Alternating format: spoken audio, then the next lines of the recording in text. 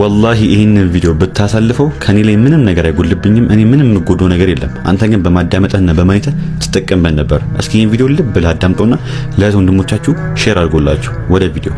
ጨንቆሃል አዝናሃል ሐሳብ አእምሮህን ውጥርጥር አድርጎታል አላህ Subhanahu Wa Ta'ala ከዚህ ጭንቀትህ ከሐዘንህ ከሐሳብ እንዲያወጣህ እንዲገላግልህ ትፈልጋለህ እንግዲያውስ ከፈለክ ይሄን የአላህ Subhanahu Wa Ta'ala ንግግር ልብ ብለህ አድምጥ ይሄን የአላህ Subhanahu Wa Ta'ala ንግግር ለብዙ ወንድሞች እህቶች ስለሚጠቅም እንዲጠቀሙ አድርጉ ኮፒ ሊንክ ሼር ሪፖስት አድርጉት በእذنላህ ተዓላ አጅሩ ከአላህ ነው አላህ Subhanahu Wa Ta'ala በቁርአኑ ምን አለ وإذا سألك عبادي عني ባሮችም ከእኔ በጠየቁህ ጊዜ እንዲህ በላቸው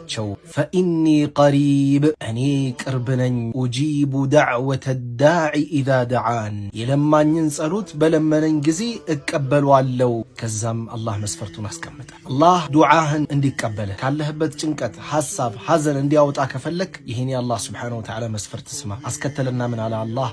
فليستجيبوا لي ለኔም ይታዘዙ ባዘዝኩት ነገር በአግባቡ ይታዘዙ በከለከልኩት ነገር በአግባቡ ይከልከሉ ሽርክን ውድቅ እንድታደርግ አላህ Subhanahu Wa Ta'ala ብቻና ብቻ ማምለክ እንዳለብህ አዟል በዚህ ትታዘዛለህ ሰላትን ወቅቱን ጠብቀህ እንድትሰግድ አዟል ወቅቱን ጠብቀህ ትሰግዳለህ ከከለከለህም ነገር ትከለከላለህ አስከተለና ምን አለ ወልዩእሚኑ ቢ በኔም ይመኑ ለዓለሁም ይርሹዱን ሊመሩ ይከጀላልና አለ አላህ Subhanahu Wa Ta'ala ስለዚህ መፍትሄዎችን ከፈለክ አላህ Subhanahu Wa Ta'ala ይኸው ባስቀመጠልህ መፍትሄ ተግብር በእذنላህ ተዓላ የሚያምር ውጤት ከፊት ለፊት ታገኛለህ